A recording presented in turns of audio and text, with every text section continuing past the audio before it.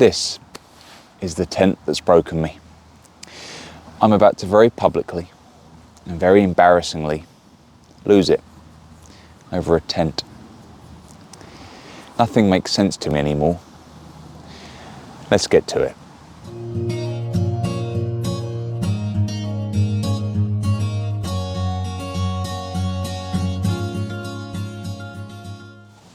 The culprit is the Naturehike Cloud Peak 2. And on the surface, everything looks great.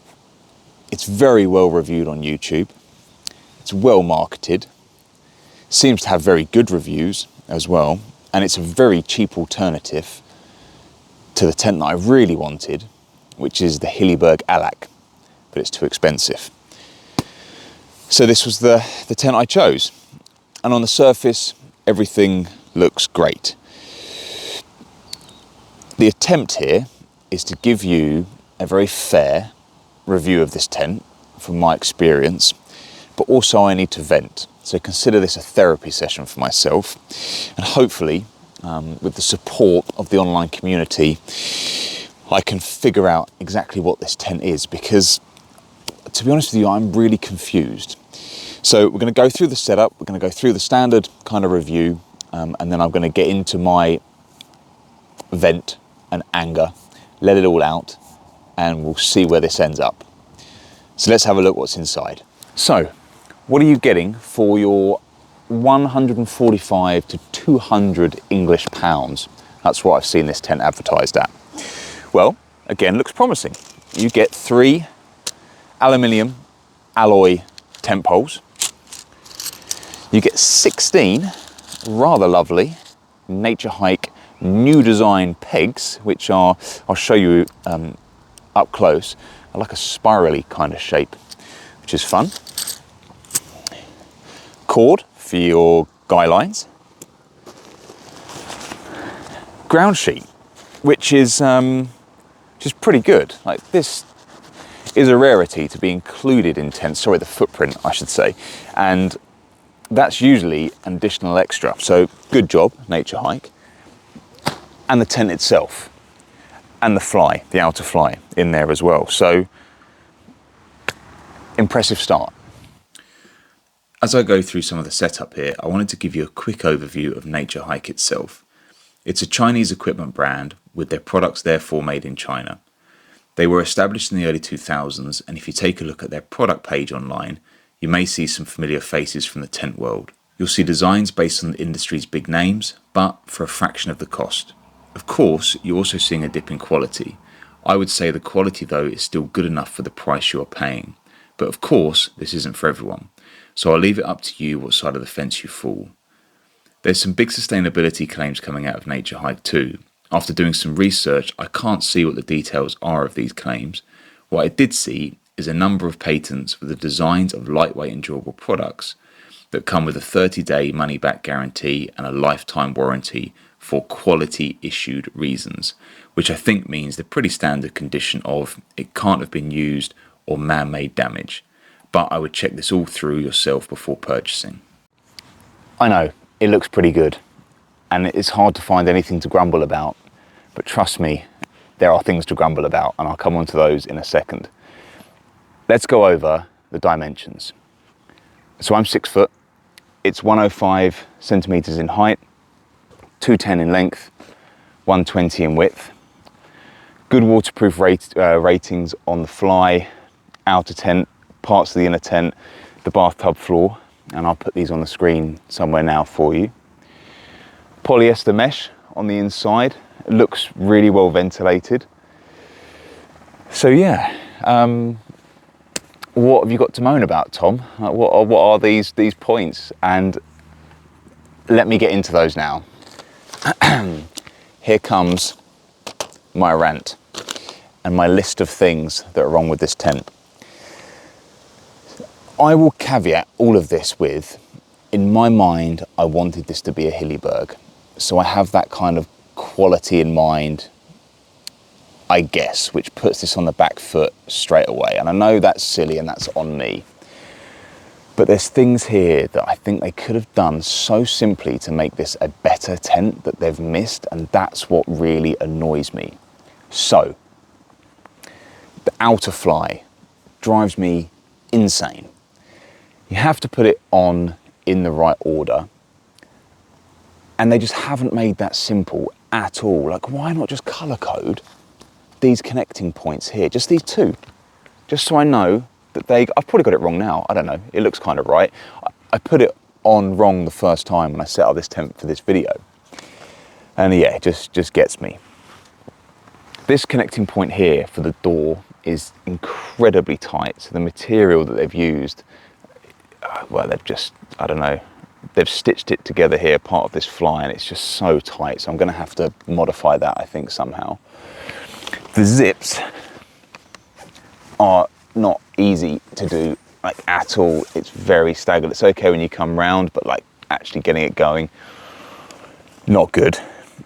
The poles, like, fine, they're okay. Strong, sturdy system. Like, you know, it's windy now, it feels really solid.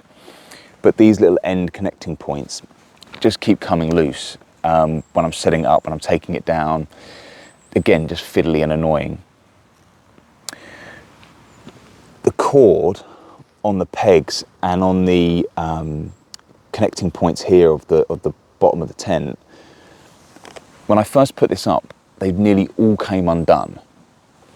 Like, and again, it's something that I just don't want to have to do. Like, why do I have to re-tie these all on when, again, all of these things that I'm mentioning so far, on budget tents, you don't have that issue.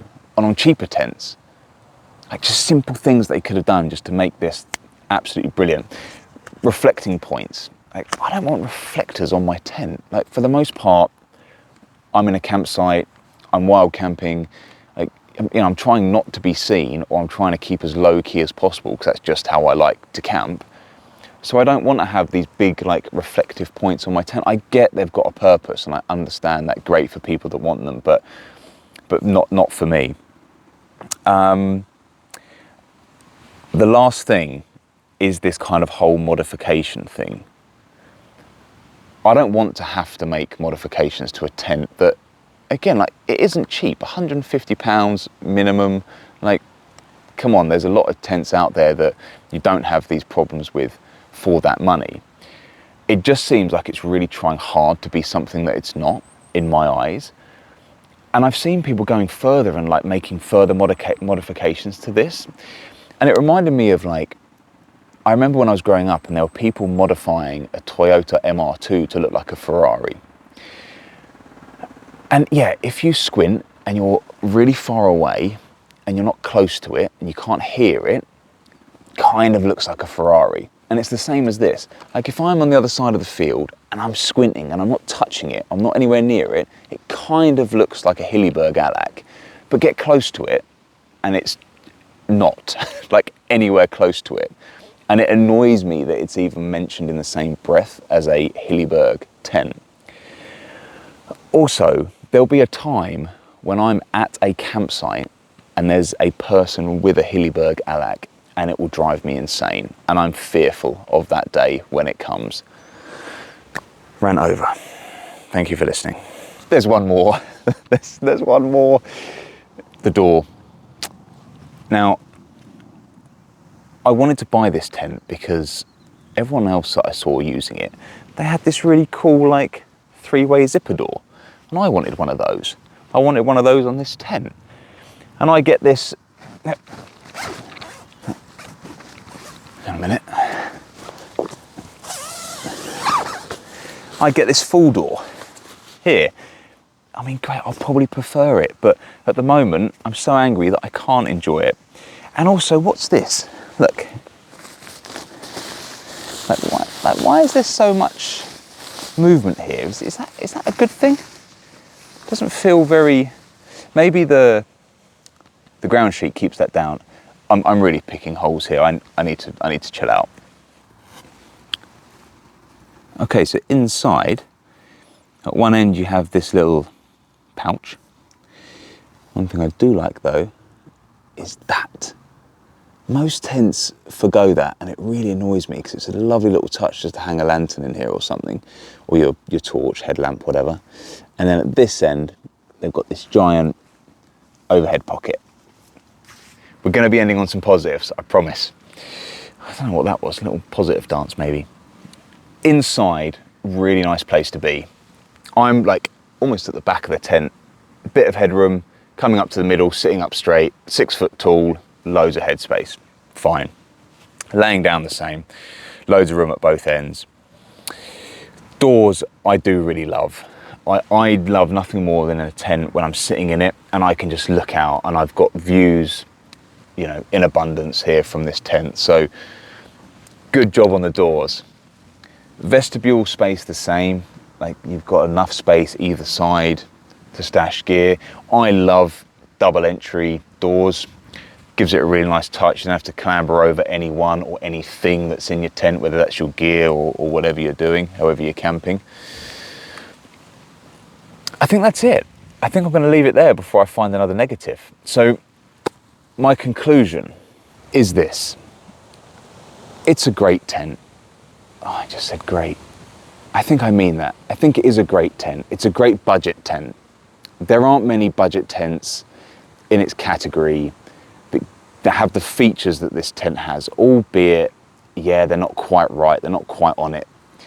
Probably expect that for 150 quid. Take that on the chin, I guess, you know. And yes, there's things that really annoy me, but for that money, if it performs, I can swallow that, right? So I don't mind having to do those little adjustments and put up with certain things if it's true to its word that it's a 4-season and can handle sort of various weather conditions, which is my biggest concern, is that advertising this as a 4-season, like, it's very thin. And I'd be really like throwing this back out to you. I'd really like to know if you have either the older version or this newer version, had it in any kind of worse weather, bad conditions, you know, anything like that. I will commit to trying this tent. I'm going to stick at it and I'm going to let you know how my opinion changes, if at all, of it over the coming months. Likewise, I am open to offers if you'd like to message me about it. And that, I think, is it. I hope this review was somewhat useful, if nothing else entertaining, and I'll see you all soon for another tent review.